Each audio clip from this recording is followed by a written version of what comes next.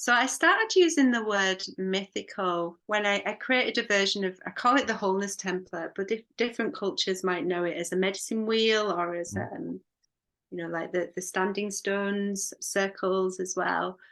And in the West, it's a constellation methodology that I work with where the earth and the physical in the North really hold information and medicine. And then in the East, it's the lifeline and all the stories there. In the South, the ancestral, and then in the West, the mythical. And the mythical for me is really about the multiplicity of planes that they are, Mm. that weave with us in it through existence. Welcome to Rebel Spirit Radio, exploring the frontiers of spirituality, consciousness, the esoteric, and humanity's sacred relationship with the living earth. I'm your host, Nick Mather, and in this episode, I am joined by author Carol Day to discuss her book, Shamanic Dreaming, Connecting with Your Inner Visionary. Carol explains what shamanic dreaming means to her, why we should listen to the call of the earth as well as our individual calling and recognizing our roles of co-creators of this world. She talks about the importance of presence, the value of living through our senses, and the power of developing a mythically oriented life. Also, please be sure to like and subscribe to this podcast on whatever platform you use to listen to or view podcasts. Your support is truly appreciated. Greetings, everyone.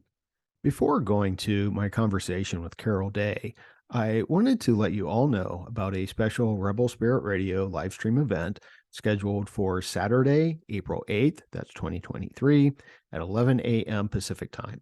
I'll be joined by special guest, my good friend and fellow religious studies grad student, Stephanie Bidet, for the first ever Cocktail Apocalypse, happy hour at the end of the world. I know it's early, but it's always happy hour somewhere, right?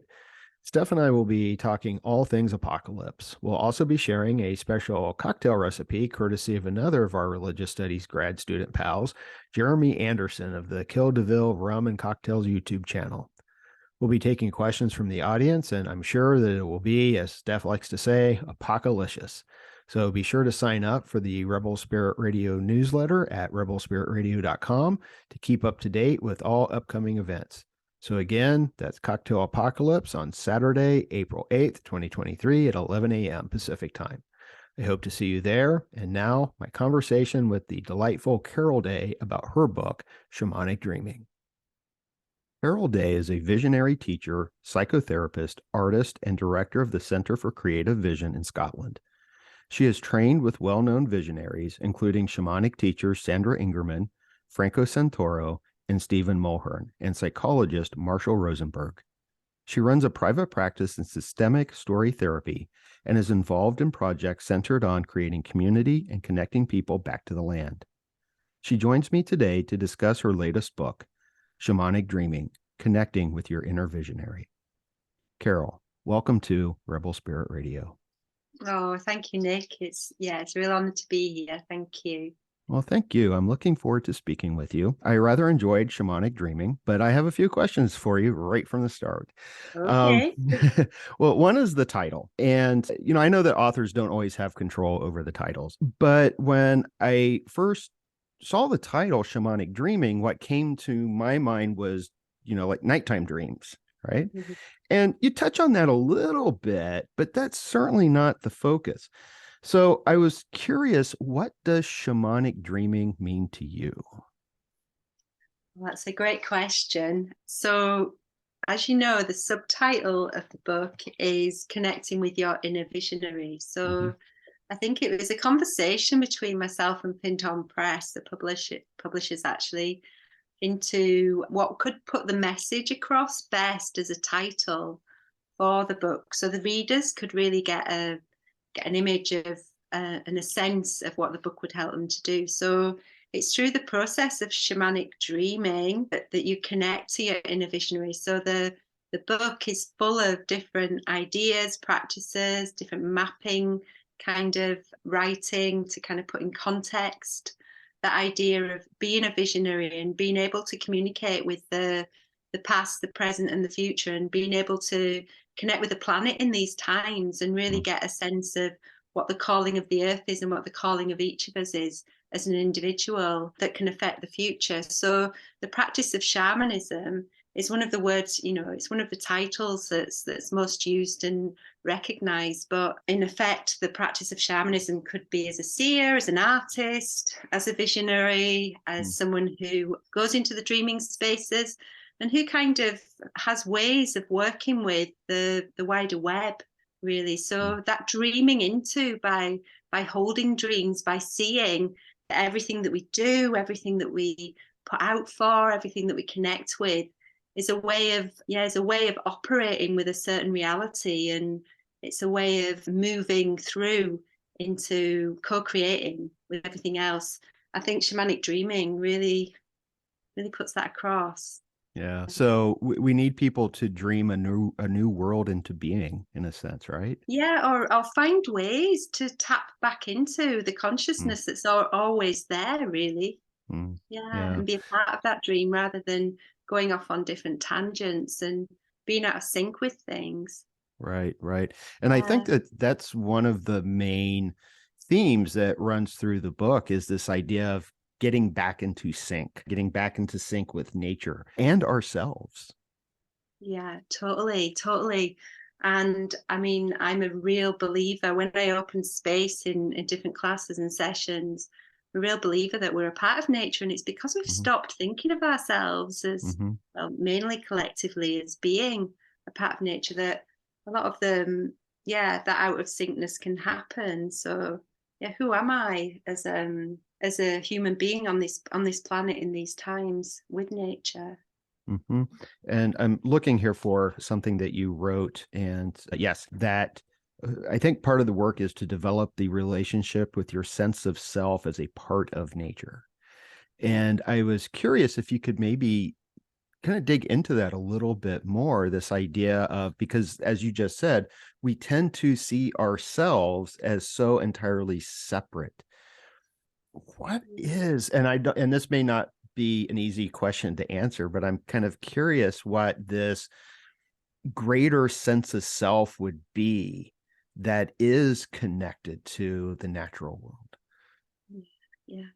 I'll tell a little story about how yeah, how I really worked with that in the beginning. So one of the things that I did in my previous one of my previous hats was to work with children. So children as an educator, with children as an artist and an educator working with children, really really watching them and listening to them and seeing how they tick, really. And I worked with my friend Kathy Bark, who set up an outdoor nursery in Scotland. It was the first outdoor nursery, completely outdoor nursery in Scotland. And she and I developed a curriculum that was called Nature as Teacher. And we just had the children just being outdoors, and we held a really safe space for them, but just acknowledged that through the seasons they needed to act out certain archetypes. They were really in touch with where they needed to go, which tree would hold them, which different what on in those woods and in that landscape was part of their medicine, really. And so I learned a lot, really, from watching these children and building this curriculum that worked with what I call the wholeness template, the wheel of the seasons. So that vision of being a part of nature, when I worked with the staff there, the main thing that I did was just help the staff to be mindful and to live in their senses, to really live through their senses, and to really get into that space of being with nature and just sensing where the children are all the time, really. I mean, this was 2 to 5 year olds, so they're very new and connected. So yeah, I guess that's been my experience of how to key in with nature, is watching the children, learning how to come back to being in my senses and being very much a part of it, and then asking that question, so I'm a human that's part of this nature system, like, what makes me different? And that's one of the things that I talk about in the book as well, that as humans, we're shapeshifters, we're Mm. empaths. We can, like, I remember my daughter coming home from school and I could see who she'd been talking to each day. She kind of like, she'd really absorbed different personalities. And we've got a real gift with that. We can really relate to the different members of nature. And if we hang out more and more with certain trees or certain lands, Mm. then we start to come really in tune with them. So that gift of being a shapeshifter, it's the gift of being the magician, really. And one of my thoughts is as well, and knowings is that in the beginning, we all lived like that. We all lived in sync. We were all a part of tuning into and understanding the way that everything communicates. And the humans were really the custodians of the earth, and they still are. And in certain communities, that's still really held as a really important premise. But we can really listen and feel into what what balance is needed in different times. And yeah, my passion is to help people to reconnect to that art and that skill and find their role, really. Beautiful. And, it brings to mind a couple of different things. One is that we do have this tendency to disembody ourselves, that I don't know. It's like, it's all the mind and we often don't see ourselves as physical beings. And so I think that this trying to reconnect and ground ourselves in our senses is so crucially important. The other thing is there is also, and perhaps this is related, this disconnect between the natural cycles of things. I'll share a really quick story on my part. I always try to be mindful of the cycles of the moon, and I also try to be mindful of the solstices and equinox. And I was teaching a class once, it was in summer, and I had mentioned that it's the summer solstice. And a student didn't even know what that was. And I said, well, it's the longest day of the year. And their response was, oh, so you mean there's like 27 hours or something? And I'm like, no. And I had to, explain it. And it just occurred to me, and it wasn't the student's fault because they are embedded in this culture that doesn't really pay attention. But it just brought home to me how divorced we are from the natural cycles of everything, and to our detriment, I think. Absolutely to our detriment. So I'm also glad that you talked about the children and finding a place in nature. What would you recommend for someone who lives in an urban setting and they think, well, there's no nature around me? First of all, thank you for telling that story there about the student, and just what you notice about how we've mainly forgotten how to key in with these markers. And I think, what you're talking about there with that practice of honoring the cycles of the moon, and maybe you wouldn't use the word honoring, but be really appreciating that that's going on all the time, and we're in a flow with that. And also with the different times of the year, there's an optimum flow, isn't there? If we all kind of hunker down in winter and go into that dreaming space, and then preserve our energies, and then come back through to the in-bulk time when things are starting to grow. And if we live our lives as humans in tune with that, then for me, that was the calling for me with my own mental health and completely going out of sync.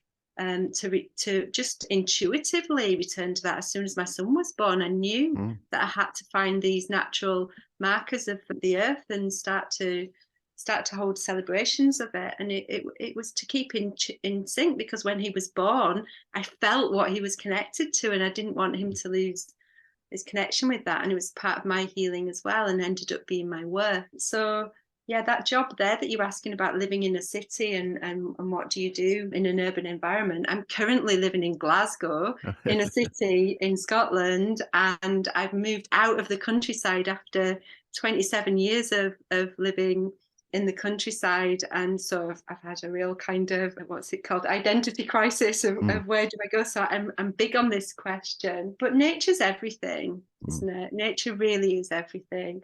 And the air that we breathe, it's the shared air, the weather that's happening, the rocks, the stones, the bricks that our houses are built from. I think, first of all, it's having that attitude that nature is absolutely everything. And then the seasons, we feel them all the time. So it's having that chance to sit and be aware of that, or to go on walks and be outside and sense that nature is, it's the lived life, isn't it, in the outdoors. But also I think a lot about true nature. What's my true nature? And I probably spend most of my time thinking, who on earth am I, and how can I be loyal to who I am as a natural being as well? What is it that I really want? I'm at film school at the moment in the university, as well as doing the work that I do in writing. So every day I'm in an institutionalized environment, and I have to keep checking myself, like, okay, I want to follow this, but I don't want it to take over me, because I know there's a way of just remaining true to myself as well. So yeah, I think it's broadening our outlook about what nature is, and it is about growth, but it is about the natural, but what's natural in everything, and how can it's mainly about being really in the present moment, I think, and feeling like we're a part of the turning of time wherever we live. Those would be my thoughts on that. Okay, perfect. Yeah. Yeah. And I think that you have a very valid insight there, in the sense that we are always in nature, and we create this sort of artificial divide, between nature and culture, but we're always in nature all the Love time. that artificial divide between nature and culture. Yeah. I do think it's important, though, given that, to find a place. And I think you talk about this a little bit, to find a place in nature. Now, I have a practice. I refer to it as my spiritual practice, given where I am, even though I'm in Los Angeles County, technically in Pasadena, but we're close to the mountains. So there's a canyon that I hike every week, weather and health permitting. And I have done this every Friday for about 10 years. Amazing. And I go to the same trail every week, because I really wanted to develop a sense of place and a sense of connection to the place. And it's been really interesting how it's all unfolded. And it seems to me that someone, even in a urban setting, Los Angeles or Glasgow, they can find just a tree. They can find a tree to go to and just touch and say hello to that tree every day, or once a week, or whatever, what works for them. I've had people as well. I did a tree course once, and every course I do is a tree course, because there's trees in everything. I'm so mad about them, and they're so great and invaluable to connection. But I had one person, and she was surrounded, but she bought all these trees from the local nursery, and she worked with more the trees in her house as well, bonsais as well. So you can work with any aspect of nature, can't you? I had a friend from the States, actually, who she'd come on one of the courses, who sent me some mandrakes as well. So I've got some mandrakes merrily growing in my home, and communicate with them too. But yeah, it's great if you can get outdoors. It really is. But it's not essential. Right. Yeah, I spoke with Stephen Harding several months ago, and he's the author of Animate Earth, and I think his latest book is Gaia Alchemy. But we were talking about something similar, and he's like, "Yeah, just talk to your houseplant. If you can't get out into the wild, just talk to your houseplant. That's sufficient as well." I also love what you said about your weekly hike on a Friday as well. To did you call it the canyon? Yeah, it's a canyon here. Yeah. Canyon. It's a bit like my daughter, when she's come home from school, and before she grew up, used to come home and say, "Oh, where have you been today?" And I'd tell her about all the trees that I'd been to visit, and she said, "Oh, trees are like your friends, Mum." But thinking that with your canyon, it's a bit like going to the grandmother or something. It is. And there's a very specific tree that I always have to stop and say hello to and put my hands on. And we've had a lot of rain here, which we desperately needed. So I've only been able to go say hello to my tree once in the past couple of months. But I remember last summer I was leaving on a extended vacation, and I went and I had to tell the tree goodbye. And, I'm like, I'll be back. But I kind of teared up a little bit. But yeah. And, I know a lot of people are like, but why go to the same trail every week? There are a lot of trails. I'm like, yeah, there's a lot of trails, but that's not the point of why I'm doing this. I'm doing this because I want to connect. And it does my heart good that I see people taking children here just at the very beginning of it and letting them explore. As you were talking about earlier, I think that is so important, to make that connection at a young age. Yeah.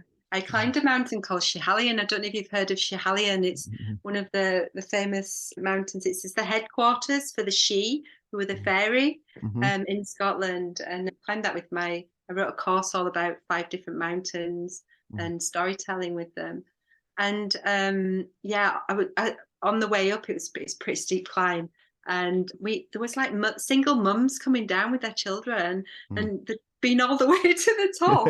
It was just like, it was so. They encouraged me to keep climbing as well. It's so heartwarming. But yeah, children love going to these places, don't they? And really exploring, especially when you can bring in the mythology of the land as well, can't you? And they're just these mountains have spirits, and there's so many stories connected through the years. I think it's like what you were saying about the seasons as well, and the festivals, and honoring their purpose and their meaning. It's the same with all the different members of our Earth community. Yeah. And that leads into something else I wanted to ask you about, especially in regards to the myth. Because one of the things you wrote is, and this is a quote, "What the world needs in these times is mythically oriented people who can hold a strong and inclusive vision for the future." So I was wondering if you could maybe explain a little bit or talk a little bit more about what you mean by mythically oriented people. Yeah. So I started using the word mythical when I created a version of, I call it the wholeness template, but different cultures might know it as a medicine wheel, or as, like the standing stones, circles as well. And in the West, it's a constellation methodology that I work with, where the earth and the physical in the North really hold information and medicine. And then in the East, it's the lifeline and all the stories there. In the South, the ancestral. And then in the West, the mythical. And the mythical for me is really about the multiplicity of planes that they are, and that weave with us through existence. And as someone who had an experience that took them to be able to even more connect with the different planes, and that being part of my work and part of my healing, to kind of map all of that understanding of these could be called spirits, but I also understand it more as archetypal forces. And I work a lot with astrology as well, and love feeling and seeing how the astrological archetypes like communicate through people's charts, and you can get to know yourself better through that. So the word mythical for me really explains, the imaginal planes and the way that we weave with it all. So you could call it a shamanic practice, but I've been working with the word visionary for a number of years, since I was woken up in the night by my guide who was just explaining how much visionaries were needed in this time. So I took the word visionary because it felt, we need to start like really working on vision in the future and working with the future ones. So I like to call it, like, the practice that I have, like a mythical operator, like someone who can be in the everyday and be very present, but can, really, really attune to and work with the many planes that are part of this whole co-creation. So I hope that explains to you what I mean by mythical. Yeah, I think so. I think another word, a synonym, would be imaginal, in a sense, that we can imagine something new. And I think that, I don't know about everywhere, but I know definitely in the United States, the imaginal has a sort of a negative connotation, as does myth, in a sense that it's not true in a way. But yet it's so important to be able to imagine, to envision a new way of being, and to experience these connections. And I often say that I feel like my imagination has been colonized through media and movies and whatnot. And it's like I want to break through to take it back, to take my imagination back. And it seems to me, and please correct me if I'm wrong, but it seems that the exercises in your book, in a way, are exercises that can help someone do precisely that. Yeah. Can I go back to what you were saying? You keep saying these really inspiring things. I'm nodding away like crazy. But I once made this show, and I was doing a master's in Birmingham in England years ago. And I built this cell, and they called it Flighty's Cell. And I worked with the thesaurus and the dictionary.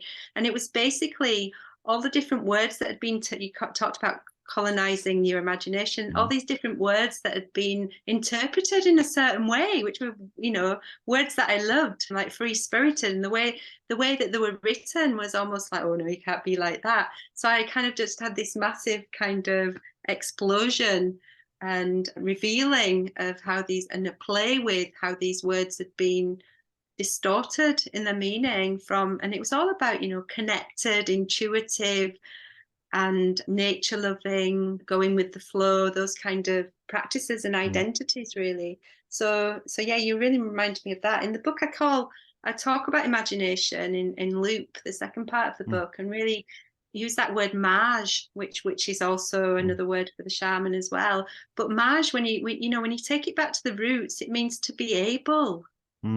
So isn't that empowering? And maj is at the root of a word like imagination, it's included in there, or magic, but it's an enabling. So what we're doing is tapping back into the way of working with the imagination, as in being able, empowering ourselves to have a practice where we open up our intuition.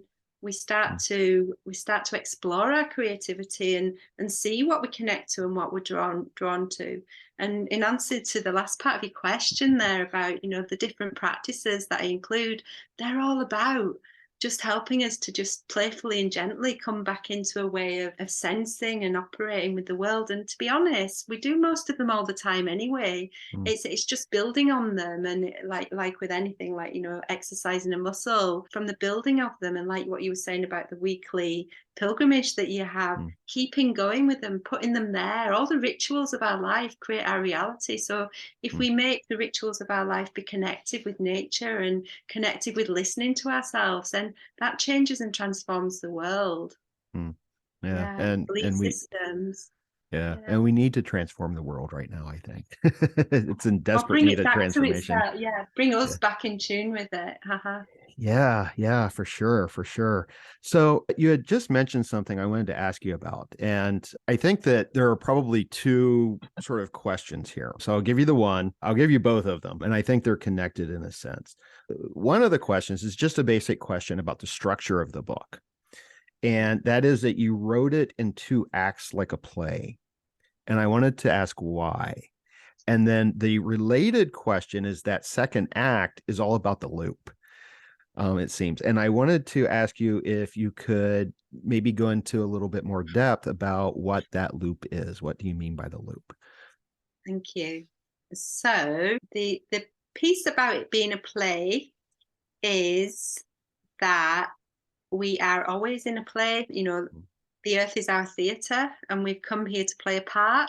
So it's kind of a play on that by making it into 2 acts. Also, I think I just like to try out different ways of writing as well. And it's the idea of, if I'm writing something conceptually that's about stepping into a play, is that in some way mirroring what we're doing in our everyday lives of stepping into a play? So I'm kind of empowering that notion that we're helping to write the play and be a part of it and direct the vision that comes in the future.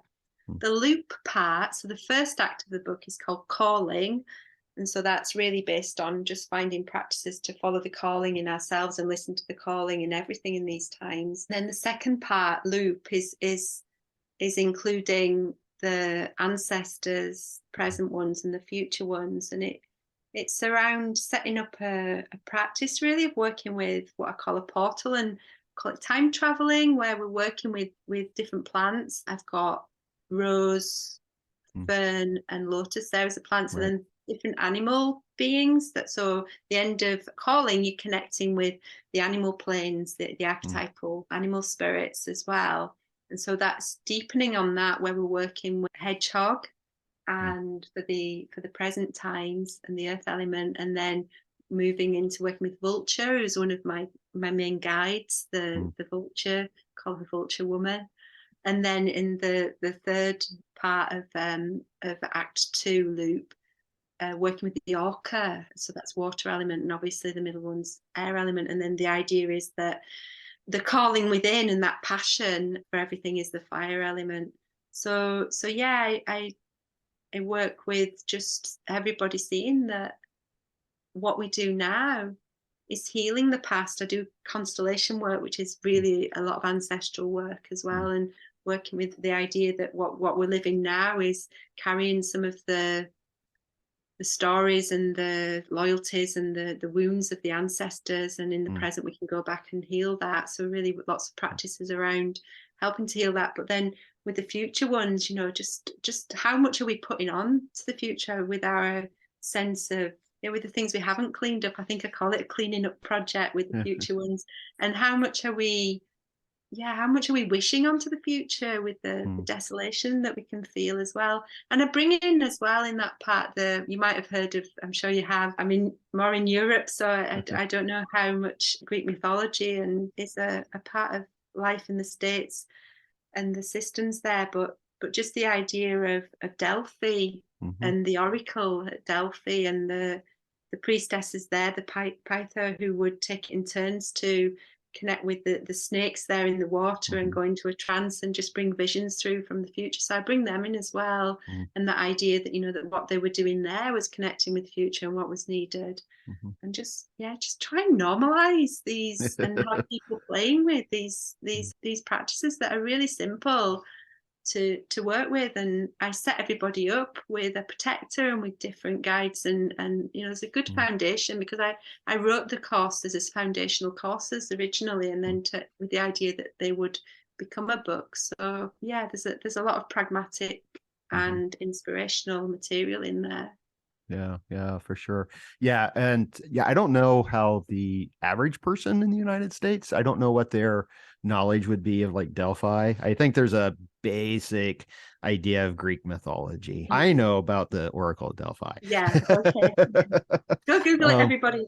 Yeah. Well, and I think that one of the things I think that's important with things like the Oracle at Delphi is that there is such an emphasis on rationality. And I think that our rationality is something that is stifling the creativity. And we need a little bit of irrationality. You know, we need a little bit of that connection to something that can't easily be explained, perhaps, like the Oracle at Delphi. And I think that people are actually opening up to that a little bit more. We see this sort of explosion of people looking at astrology and tarot and whatnot. And I think that's really important. Now, one of the things, there were a couple of things that you had addressed that I really want to get into. And I'm going to see if I can remember. I saw you writing things down. Yeah, I always do little notes here and there. I was curious about the animals. I mean, you talked about orca and vulture for you. And I was curious how someone can develop these sorts of relationships, because my sense is that, you gave like vulture and orca as an example, but that you would probably encourage people to find their own. And this is something I've done, and it shocked me, the animals that I found as guides, because you had mentioned snakes, and there's that connection of snakes with the Oracle at Delphi as well. And I know that snakes appear in the Central American and South American visions often. I never liked snakes. I was one of those people, just keep them away. And the reason I started hiking the trail that I hike is because someone told me, it's like, there aren't that many snakes there. I'm like, good. but there are rattlesnakes, not many. And the very first time I hiked and I came across a rattlesnake, I was just frozen. I'm like, do I turn back? Do I go back? Do I leave? But over this period of time, I've developed this great respect. I'm not going to go and pick them up or try to pet them or anything, but I've developed this relationship with, in particular, rattlesnakes. And I've learned lessons from rattlesnake. And I now see rattlesnake as a kind of guide for me. So how can people, especially those of us in urban settings, I know that there are some animals, but how can we truly develop a relationship with animals and have animal guides like this? When I first started holding education workshops around this. I often would talk about the fact that these animals have always been there for us. So they can be ones that we're attracted to as children or that get gifted to us. I had a period where somebody was giving me an owl just about every 2 weeks as a gift. And it is indeed one of my most familiar guides as well. So it's looking for the clues, and like what you were talking about there as well, just how you're seeing the snake as a part of his story and you're noticing what's happening. I've just been working on a course called Bird Tribe with a group of people that we've all been tuning into the birds together and just noticing what the birds are up to. And I tell the story a lot about when I moved to Glasgow, and it was the magpies that brought me here. They just kept appearing and at these significant points. So what I would say, especially with people in urban environments, you get birds in all cities, just starting to notice what appears. I mean, I'm living in a city, but a deer just walked when I came out of my drive the other day, just walked in front of the car, and they are around. So so it's that noticing. It's almost like tracking in your life and becoming aware, and the more time you're out in nature, just noticing what appears. But in terms of how do you connect with them as guides, you can connect with them in that way where you keep noticing, they're here again. But also there's a practice that I take people through at the end of calling, where you set up with a vision voyage, or what can be known as a shamanic journey, and help people to set up a practice to work with a drum or a drumming track and start to tune into, just see what will come through for them.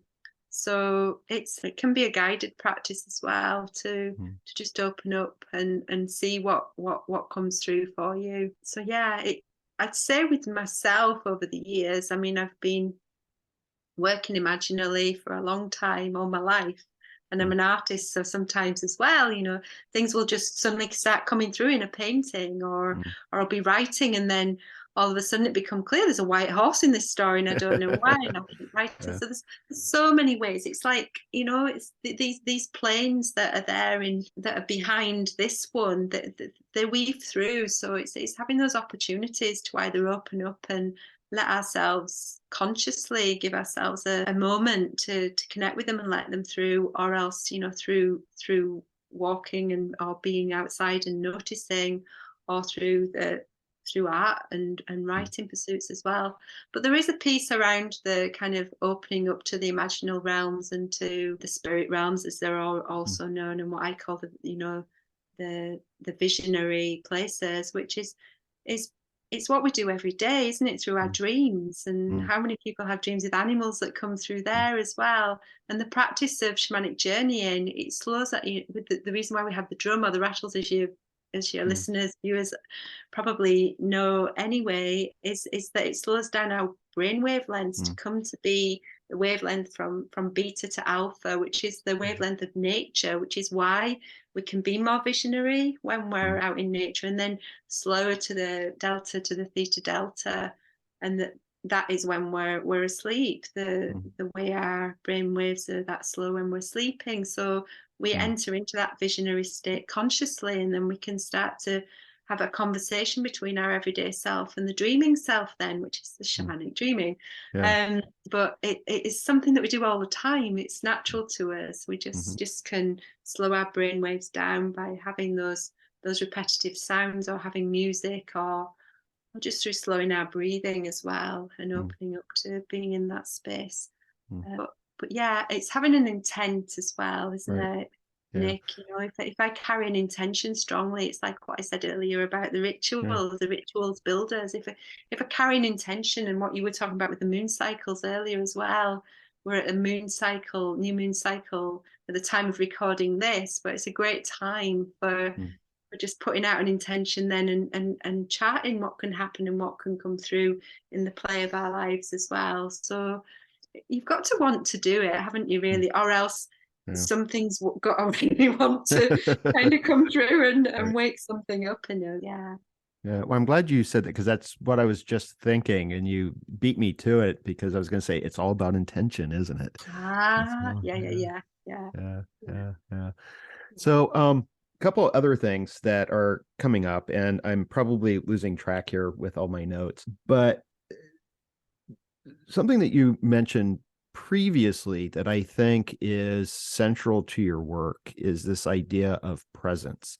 And I think we've been hitting on it with the idea of being, I think, present to ourselves, being present to the natural world, being present to the cycles that we are in.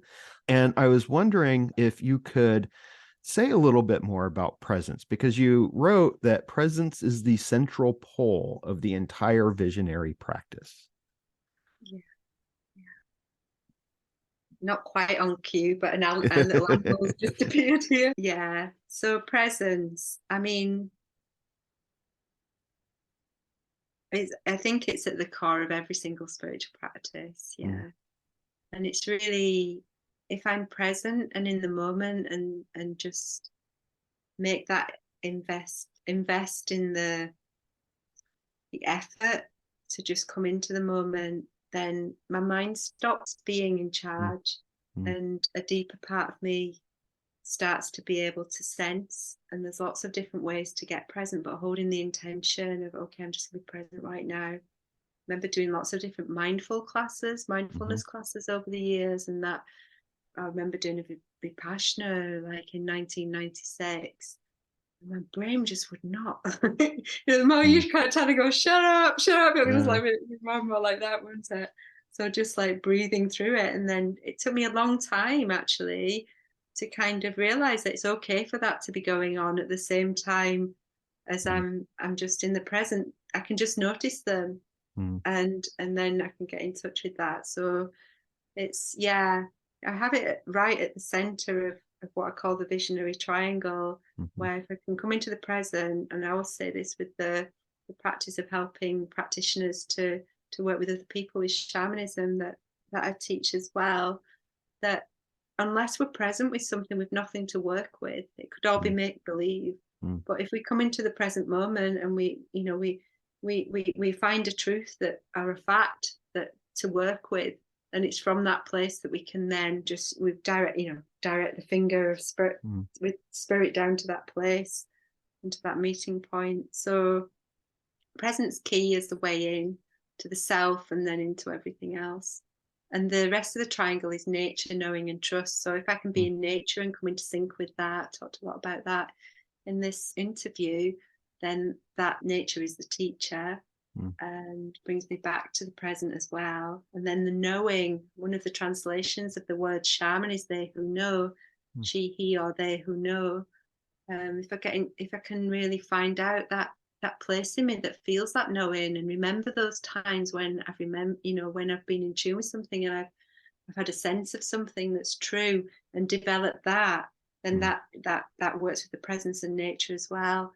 And then the trust is, I talk a lot in the book as well about, initiatory processes, the cycles of life, the cycles of cycles that can be brought on through trauma or grief or sorrow as well, and how they're opening. I found for myself and people that I work with that they're openings to the other realms and to things that our ego wouldn't let us believe were there before, but we don't hold a culture naturally where we help people to explore that. That's something that led me to that practice, was experiencing that. But it's the trust that's needed in the process, which is excruciating at times. But it's, as a double Aries sun and moon with a lot of ego, I can be really convinced by my own ego sometimes, and I have to go up, step into your spiritual knowing, which is also a part of Aries. But yeah, it's a good dance that I play. So that trust that we cultivate through time and that we hold for others. I mean, I'm a trained counsellor as well, and work the constellation work. I hold some really deep spaces for people, and if I didn't trust that they could get through this, it's the trust that I hold for everything, and that really helps a process of opening up to being more than who we think we are, and to connecting with a lot more than we think is part of the show. Yeah.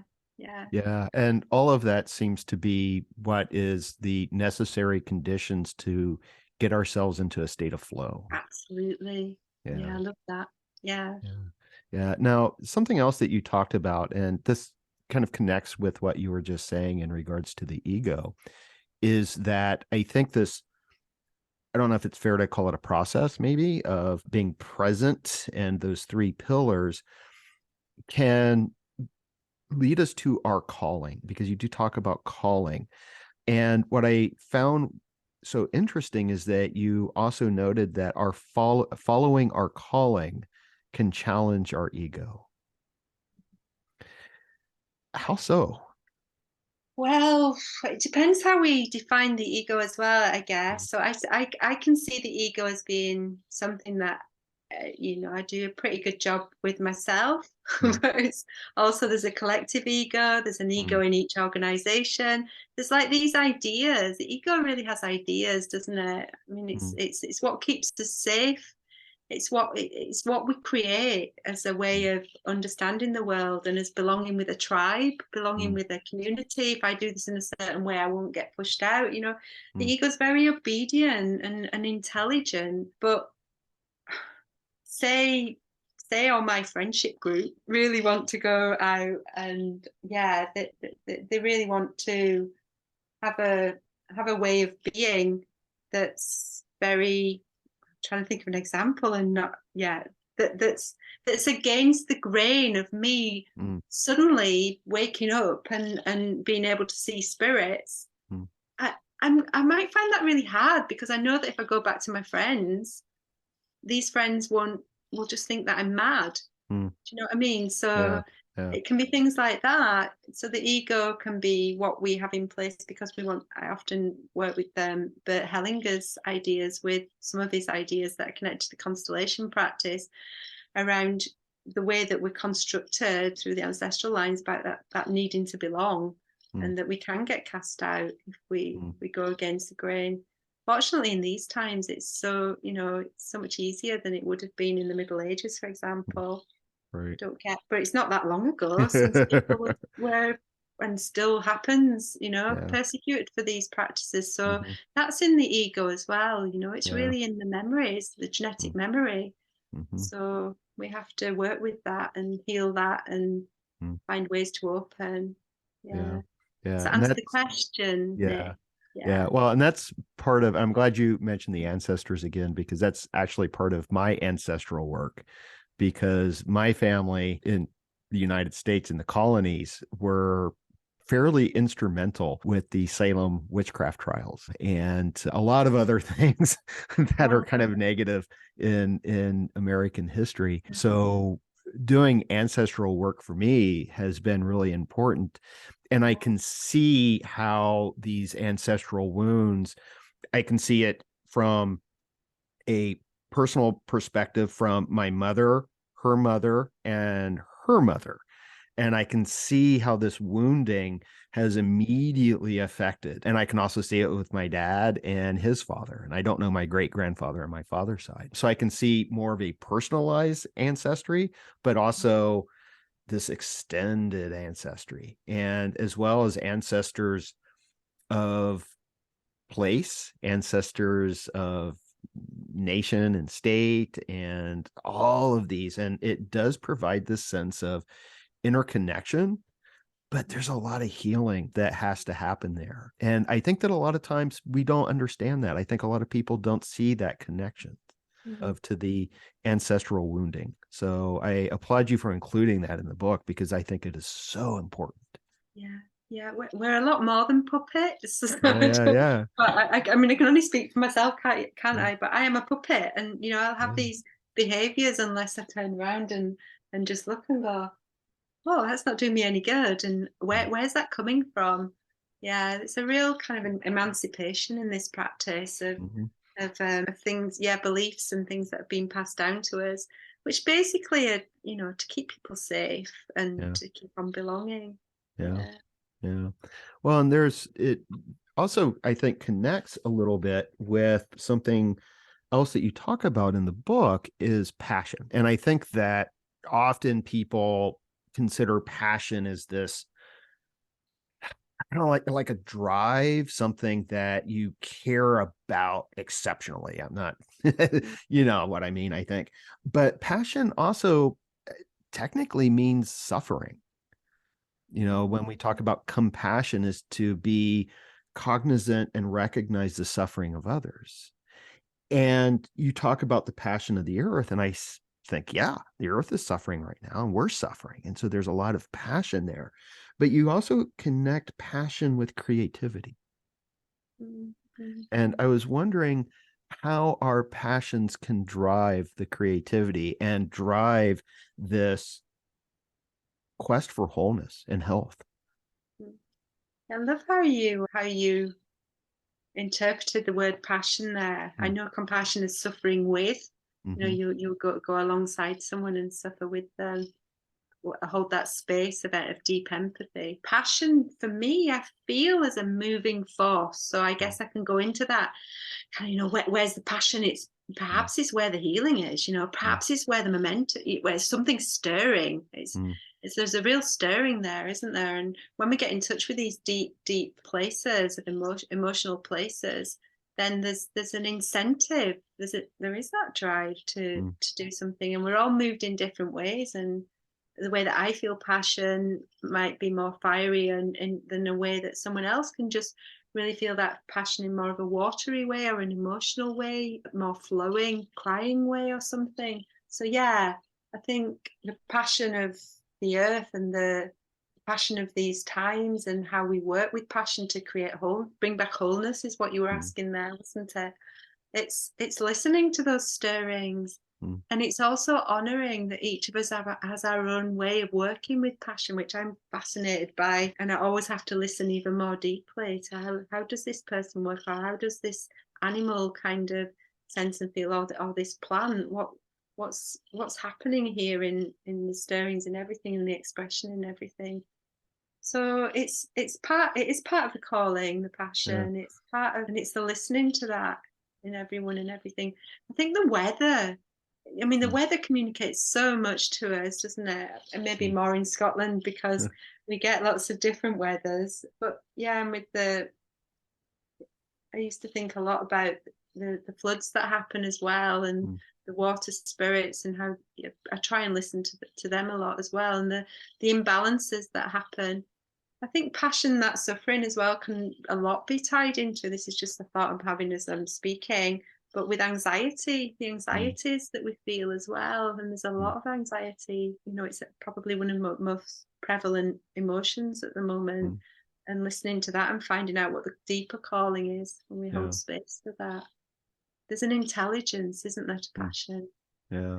Definitely. Yeah. You keep answering my, as you speak, I think of questions, and then you keep answering my questions, because I was going to say, yes, the passion is connected to the calling.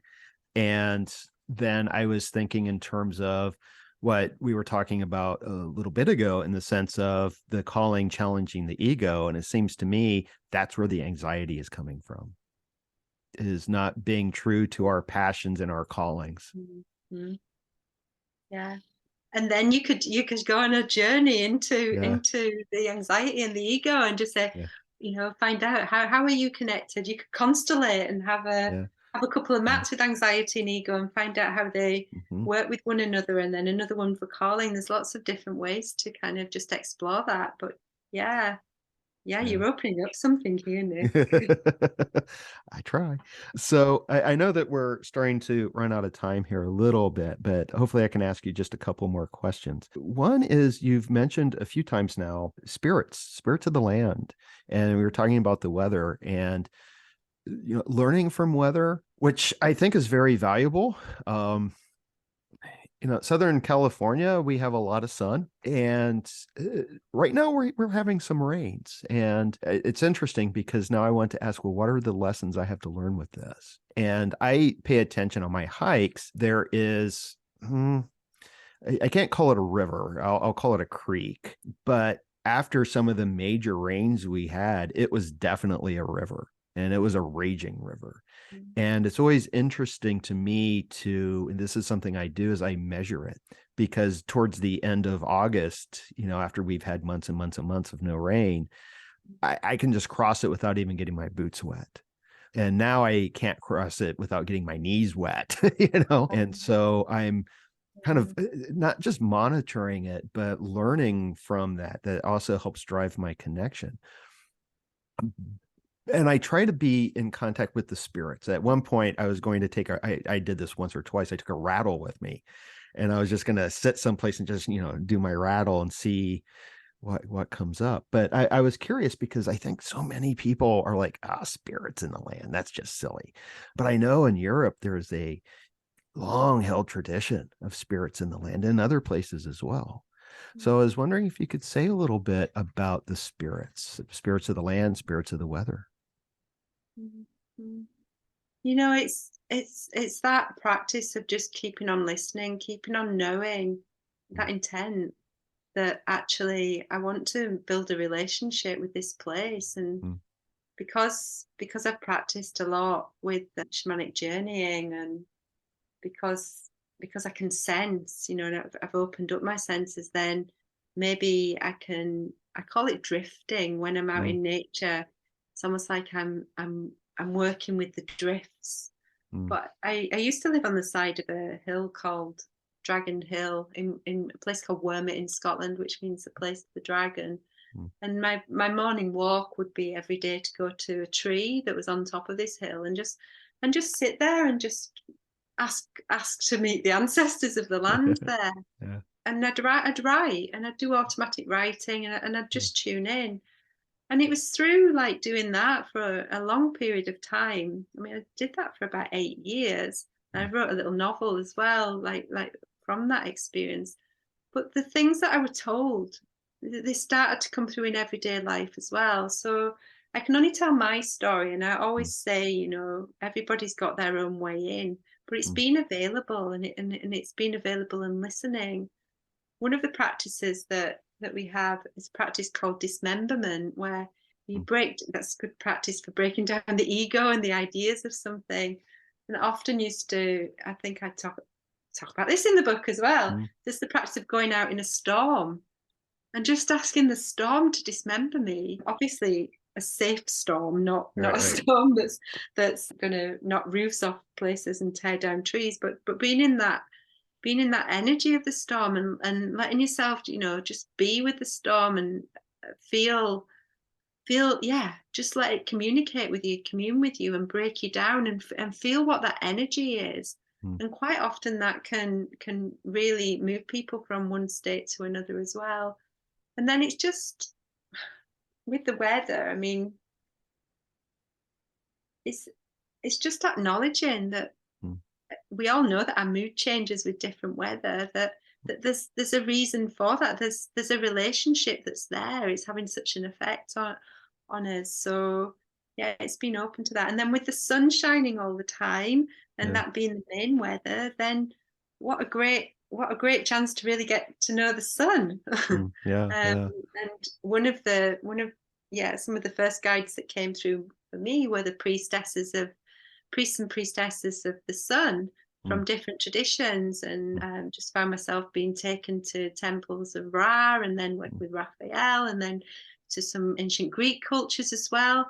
And they're my main guides mm, for clearing work, and I'll have a special song and they'll come through. But that was over time from working with them, and then being in sessions, and people would be like, "What are those yellow rattles?" I really felt that, and yeah. those are my rattles, where I'm working with the priestesses and priests of the sun, and the transmuting and helping to lift. And but that's through many years of practicing.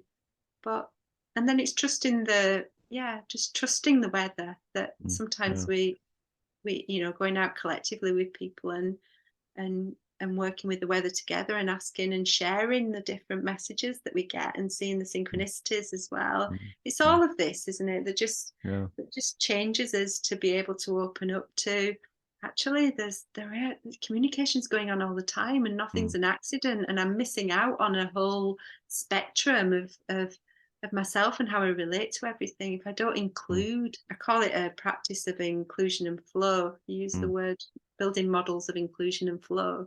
mm, And that's what I feel like. It's one of the things that I do along with others. But yeah, how can we include the weather? And yeah. it's just by, again, being present and listening and being available and being playful as Mm. well. Yeah. And what that brings to mind is now I want to give some serious thought to the sort of the collective expression of a place because of its weather. I'm thinking in terms of specifically like Southern California, because there is a definite sort of spirit here, and it's very deeply connected, I think, to just the overwhelming amount of sunshine we get. And I really want to start thinking about that. So I thank you for bringing that up in me. And the other thing that you were just talking about, and I think this might be a good place to kind of start bringing things to a close, is this act of dismembering.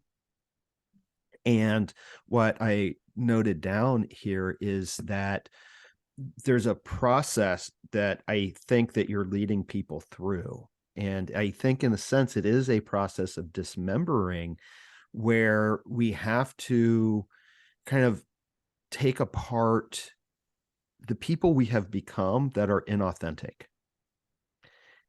that we are disconnected from the earth. We're disconnected from ourselves. We're disconnected from our own stories, or we tell ourselves the wrong stories over and over. But yet this dismemberment isn't all there is to it, because what I also wrote down is that what we also have to do after this dismembering is a remembering. And I am wondering if that's fair. Is that kind of the end goal, to remember who and what we are and remember our true stories? Absolutely. And that's calling. If we follow our calling, we're remembering, and dismemberment happens. Yeah. Yeah. And then if we include, find a way to bring in everything that's been apparently cast out, then we go back to a more true way of being again. But like I said, when I was speaking about the birth of my son, he was wholly connected when he was born. And I was just doing that kind of really having that existential crisis of, oh my God, everything I do, I'm going to take him away from this. And that was a real propelling for me to find a way of living that was connected. But it's part of the play that we're in, isn't it? You know, it's part of the play. There has to be some kind of, can't go around grieving for that forever. It's the reality of what we are. And often as well, you know, working with young children and seeing, I remember myself as a child, I have visions. I remember that I was always connected and talking and playing with I could feel and see everything, and I saw it as color. But it went at some point, and there's that idea that if it's not talked about, if it's not encouraged, then it just goes away, and then we become adults, start playing again, and then things happen that break us down. And some of us, it's like, okay, all right, how do I find the map so that I'm not going to go insane, and find a context for this, and we go on this journey. And then for some of us, it's more of, oh, I know that there's more than this, and it's more of a, talk about this in Loop as well, more of a gentle kind of process of remembering. But but then I think, I don't know if you think this as well, Nick, but every time has its zeitgeist. Every different time has its way of being. So as much as it's a remembering, it's not going to be the same as it was thousands of years ago. And that's thing of journeying to the future ones. What did we do in these times that helped you, and what are your times around? Kind of, I love the idea of art movements as well as an artist, and just seeing how they've evolved. Who are we at this part of our evolution, and what are we called to bring to the earth? How will we be remembered? It's that beautiful song, isn't there? We will be, we shall be known. How will we be remembered? We'll be remembered as how we remember in this way. Yeah. Well, I think that along those lines, something to keep in mind is that we are ancestors as well. Yeah. You know? Yeah. And I often think I actually live in the future. So Yeah. And I think that's something that we need to keep in mind, that, you know, we are setting the stage for the future, and we are the ancestors for those who come after us. Yeah. And there's a quote that I have in here as well, which was outside my door when I was pregnant with my son, and it's all around, you know, that we inherit the earth from our children. Right. Right, right. Yeah, and what you were just saying as well, this will be the final thing I had. You asked this question, and this is like one of the last notes I had here. And your question was, I am wondering if there is a correlation between the greater soul and the soul of the age. Did I write that? Yeah, you did.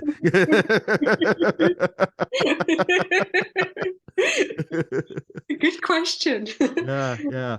And I It just came through me. Yeah, I don't think you came up with an answer. I think you were just kind of pondering the question. Uh-huh. And I was wondering if you have pondered it any further, if you have.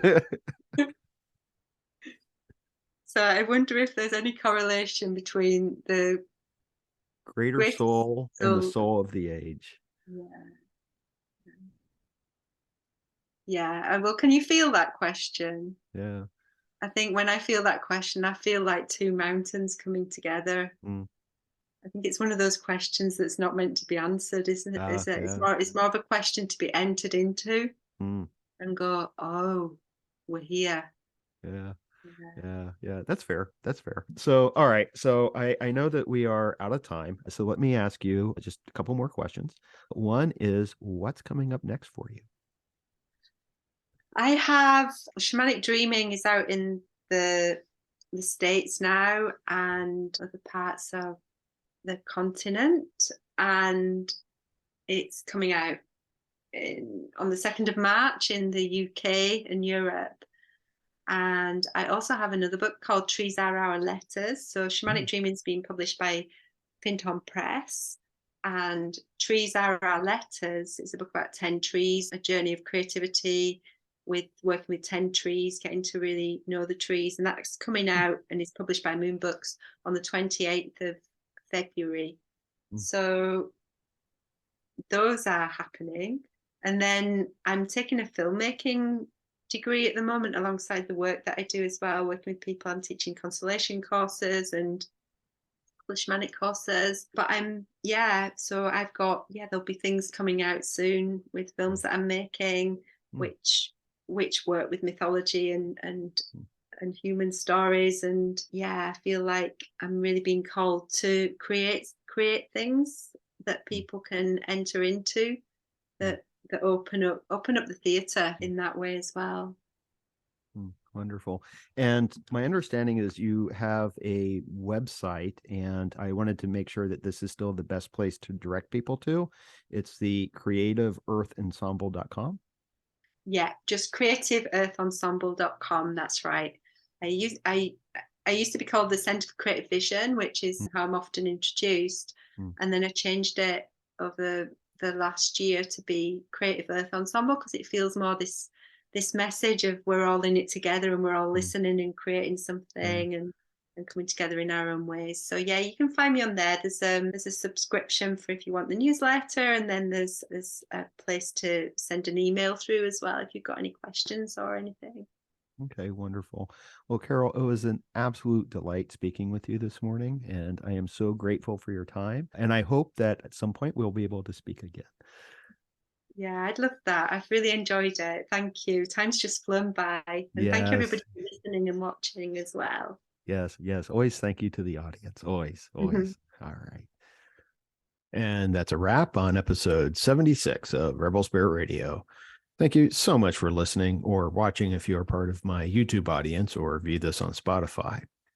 If you like what I do here on Rebel Spirit Radio and would like to support my work, please consider becoming a patron.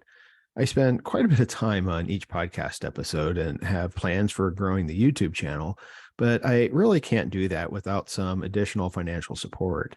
Right now, this is a labor of love, and I hope that if you find any value in what I'm doing here, that you can help me in continuing this work. You can find the link for the Patreon in the show notes or video description. And of course, if you'd like to make a one-time donation via PayPal, you can still do so. I will be tremendously grateful for any support that you can provide. Another way that you can help the podcast is to share it with friends, family, or even coworkers that you think will enjoy it. And please share it on social media as well. That really is one of the best ways you can help to support the podcast. As I've mentioned several times now, I often kid that I'm here in the Southland doing missionary work in regards to religion, spirituality, and ecology, psychedelics, and consciousness, and how all of this can help us heal humanity's relationship with the sacred earth. So if you feel moved by the rebel spirit, please, by all means, help share the good news. Also, if you enjoyed this podcast, please make sure to give it a positive rating on whatever platform you use to listen to podcasts. It only takes a second, and your 5-star ratings really do help, especially if you listen on Apple. If you have a moment to spare, please consider posting a short but positive review. And please subscribe. For those viewing on YouTube, please give this video a thumbs up and subscribe to the YouTube channel. Make sure that you hit that notification bell so you will be informed when I upload new content. I'm Nick Mather, and you've been listening to Rebel Spirit Radio. Until next time, may you be in peace, may you flourish in all possible ways, and may you continue to nurture your rebel spirit.